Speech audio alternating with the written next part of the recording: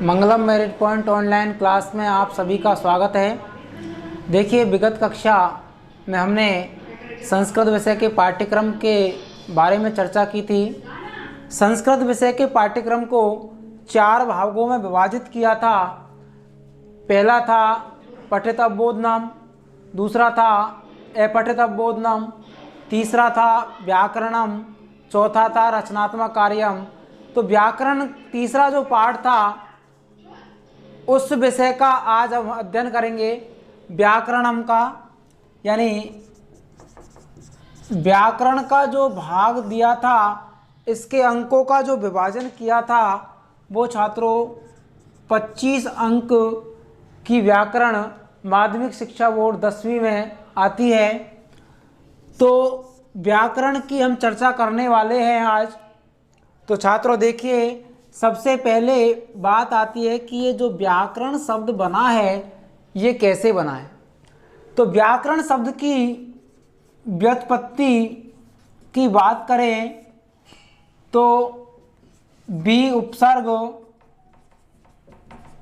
अंग उपसर्ग क्री धातु में ल्युट प्रत्यय लगाने पर व्याकरण शब्द की व्युत्पत्ति होती है। देखिए छात्रों, ल्युट प्रत्यय आगे प्रत्यय पढ़ेंगे हम जब चर्चा करेंगे। प्रत्यय ल्युट जो होता है वो भावार्थ में होता है। ल्युट प्रत्यय का यू शेष रहता है, यू को अनादेश होता है। ल्युट प्रत्यय का जो प्रयोग किया जाता है वो नपुंसक लिंग में किया जाता है। क्री धातु में ल्युट प्रत्यय को जब लगाते हैं तो हम देखें यहाँ पर खैर व्याकरण शब्द की व्युत्पत्ति जो हुई है वो बी उपसर्ग आंग उपसर्ग क्री धातु में ल्युट प्रत्यय लगाने पर व्याकरण शब्द की व्युत्पत्ति हुई है। तो देखिए, किसी भी भाषा की व्याकरण पढ़ने से पूर्व हमें वर्णमाला को पढ़ना होता है। किसी भी भाषा की व्याकरण को पढ़ने से पूर्व वर्णमाला का अध्ययन करना पड़ता है। तो देखिए, हमारे यहाँ संस्कृत में भी 2 प्रकार की वर्णमाला प्रसिद्ध रही हैं। पहली है माहेश्वर सूत्रों के आधार पर माहेश्वर सूत्रों के आधार पर, और दूसरी है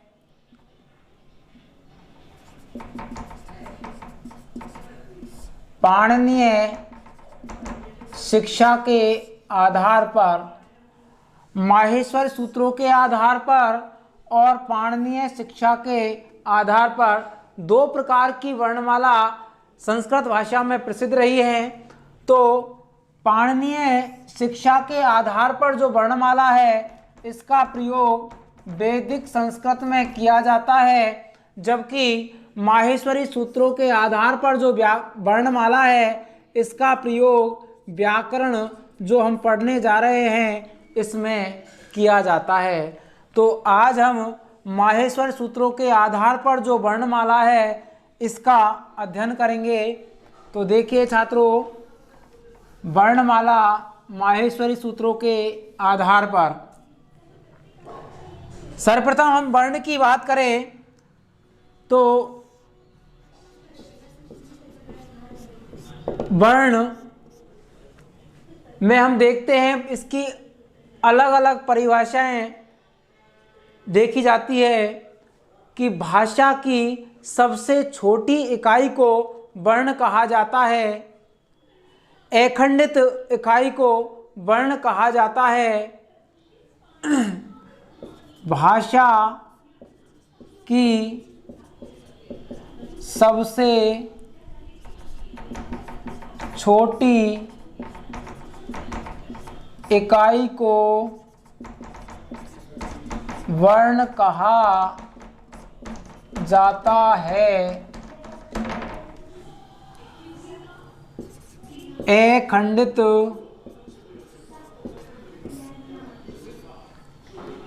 इकाई को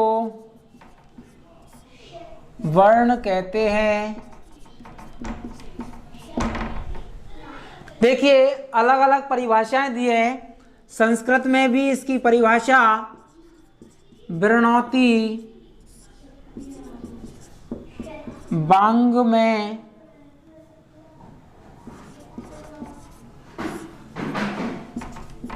इति वर्णः।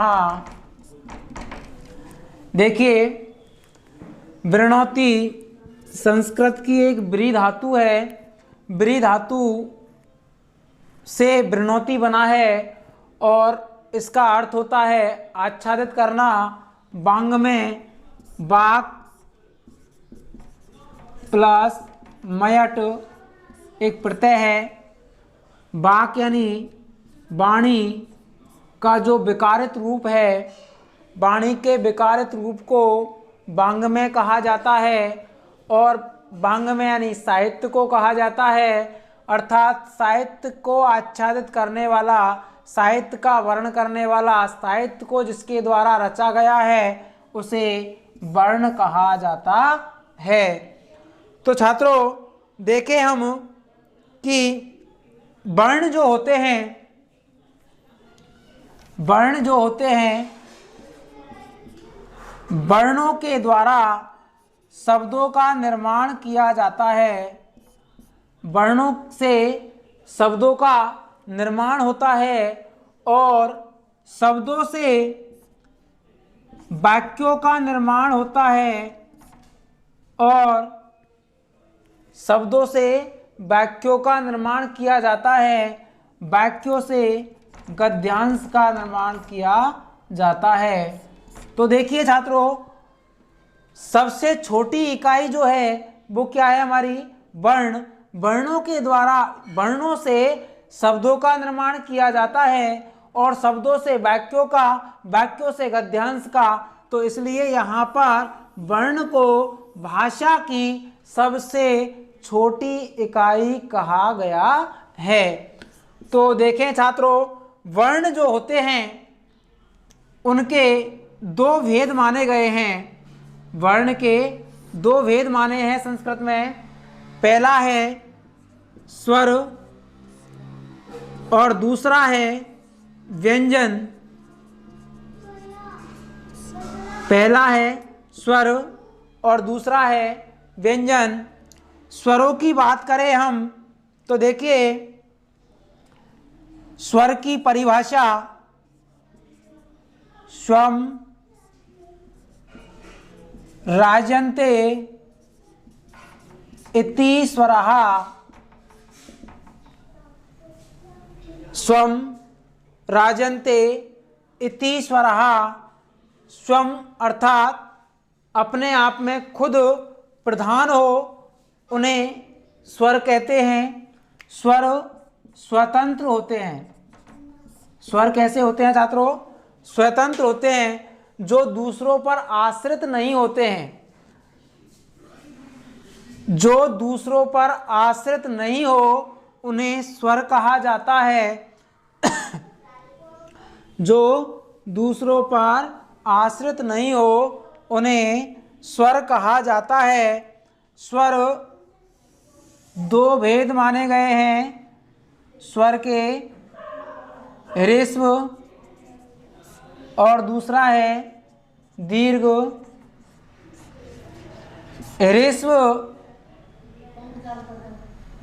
ह्रस्व स्वर जो जिन अचों को बोलने में अन्य स्वरों का मिश्रण नहीं हो, जिन अचों को बोलने में अन्य स्वरों का मिश्रण नहीं हो वो ह्रस्व स्वर कहलाते हैं। और जिन स्वरों में अन्य स्वरों का मिश्रण हो, जिनका उच्चारण करने में अन्य स्वरों का मिश्रण हो वो दीर्घ स्वर कहलाते हैं। ह्रस्व स्वरों को मूल स्वर कहा जाता है जबकि दीर्घ स्वरों को संयुक्त स्वर कहा जाता है। मूल स्वरों की संख्या 5 मानी गई है। ए, ई, उ, री, लृ। इन 5 वर्णों को मूल स्वर कहा जाता है, जबकि ए, ओ, ऐ, औ इन 4 वर्णों को संयुक्त स्वर कहा जाता है। इन स्वरों का उच्चारण करने में किसी अन्य स्वर की आवश्यकता नहीं पड़ी, इसलिए यहाँ पर इन्हें मूल स्वर कहा गया। और इनको बोलने में अन्य स्वरों का मिश्रण है। जैसे ए है हमारा, तो ए जो बना है ए प्लस ई बरोबर ए और ई के मिश्रण से जो बना है वो ए बना है, ए और ऊ के मिश्रण से जो बना है वो ओ बना है। इसी प्रकार ऐ और इसी प्रकार औ। तो यहाँ पर एक से अधिक अच है, इसलिए इन्हें संयुक्त स्वर कहा गया। और यहाँ पर ये मूल स्वर है, केवल अकेला ही एक ही स्वर है, इसलिए इन्हें मूल स्वर कहा जाता है। देखिए छात्रों, प्रत्याहारों में हमने पढ़ा ए से लेकर और कै तक के जो वर्ण ए, ई, ऊ, ने, री, ली, के, यानी ए से लेकर के और कै तक के जो वर्ण है मूल स्वरों के अंतर्गत आते हैं, और जो प्रत्याहार बनता है उसका अक प्रत्याहार बनता है। अक प्रत्याहार बनता है। और ए से लेकर औ तक के जो वर्ण आते हैं वो एच प्रत्याहार के अंतर्गत आते हैं। तो छात्रों देखिए, मूल जो स्वर हैं वो संख्या में 5 होते हैं। मूल स्वर संख्या में 5 होते हैं, और जो संयुक्त स्वर है वो संख्या में 4 होते हैं। यहाँ पर देखें 5 और 4 9, तो हम कह सकते हैं कि स्वरों की जो संख्या होती है वो कितनी होती है, 9 होती है। स्वरों को अच कहा जाता है। स्वरों का दूसरा जो नाम है वो अच है।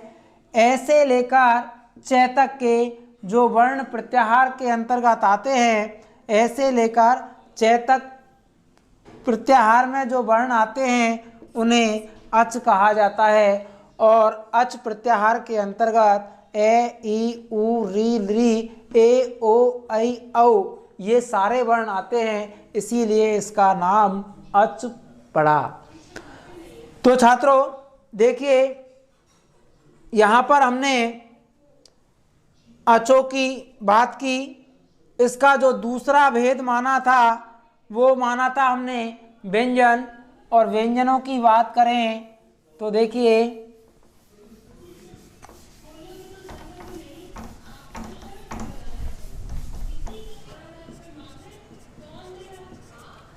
व्यंजनों की बात करें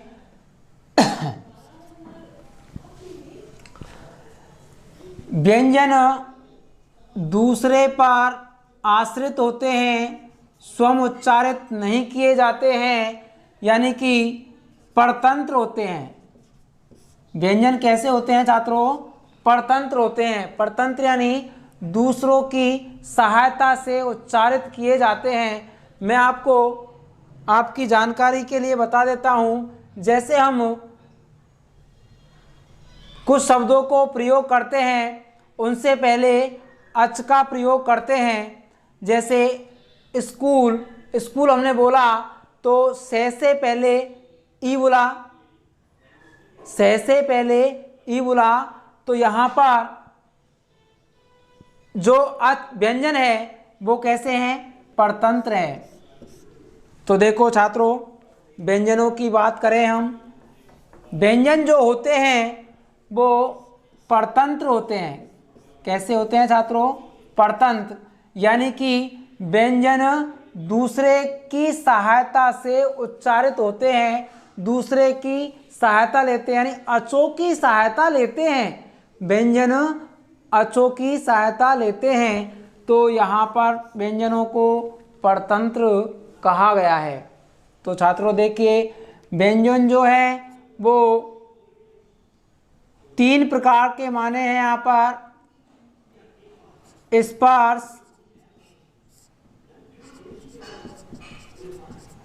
स्पर्श व्यंजन, व्यंजन की परिभाषा हम देखें, व्यंजन की परिभाषा देखें,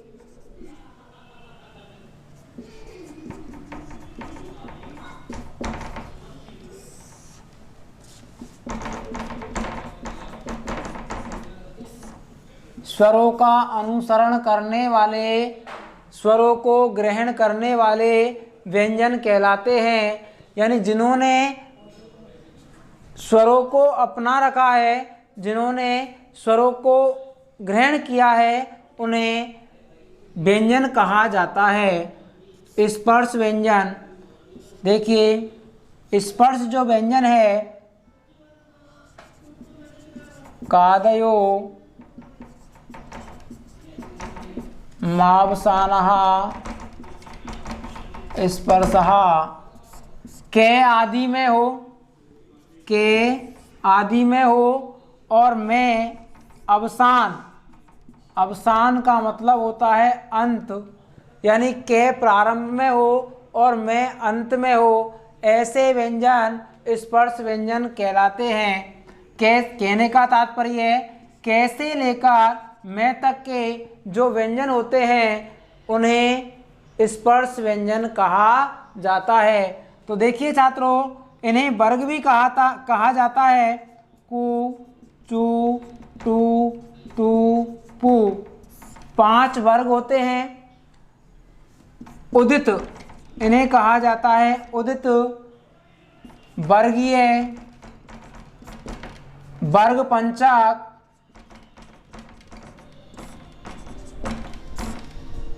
देखिए छात्रों, यहाँ पर कैसे लेकर मैं तक के जो 25 व्यंजन हैं वो स्पर्श व्यंजन कहलाते हैं।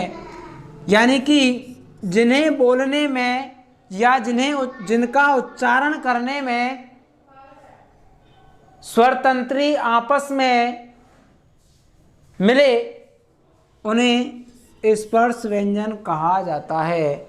और देखिए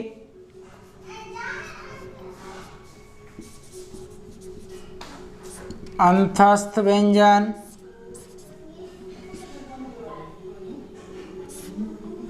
अंतस्थ व्यंजन जिन्हें बोलने में प्राणवायु ऊष्मा का संचरण अंदर ही होता हो। क्या कहा है छात्रों? जिनका उच्चारण करने में या जिन वर्णों को बोलने में प्राणवायु अर्थात ऊष्मा का संचरण अंदर ही हो रहा हो, यानी बाहर नहीं हो रहा हो, तो वहाँ वो वर्ण अंतस्थ व्यंजन कहलाते हैं। और ये, वे, रे, ले, इन 4 वर्णों को अंतस्थ व्यंजन कहा जाता है। ऊष्म व्यंजनों की बात करें, जिन वर्णों को बोलने में प्राणवायु अर्थात ऊष्मा का संचरण बाहर की ओर आ रहा हो, बाहर निकल रहा हो, तो वो ऊष्म व्यंजन कहलाते हैं। और ये 4 ऊष्म व्यंजन कहलाते हैं। तो छात्रों, हमने देखा ये से लेकर ले तक के जो प्रत्याहार आते हैं इनका यण प्रत्याहार बनता है, और से लेकर है तक के जो वर्ण आते हैं इसका सर प्रत्याहार बनता है। तो हम बात करें अच और हल, यानी है से लेकर ले तक के जो वर्ण है वो हल पूरे व्यंजन आ गए, और ऐसे लेकर च तक में अच यानी पूरे अच आ गए। तो हम पूरी वर्णमाला की बात करें तो अल यानी कि ऐसे लेकर ले तक के जो वर्ण होते हैं वो सारे पूरी वर्णमाला के अंतर्गत आते हैं। 9 अच होते हैं और 33 व्यंजन होते हैं और कुल मिला के 42 हमारे वर्णमाला में वर्ण होते हैं। तो छात्रों, इनके अलावा और वर्णमाला में क्या होता है, अनुस्वार, उपध्मानीय, अन्य वर्ण होते हैं। इनके बारे में हम चर्चा करेंगे अगले वीडियो में। धन्यवाद।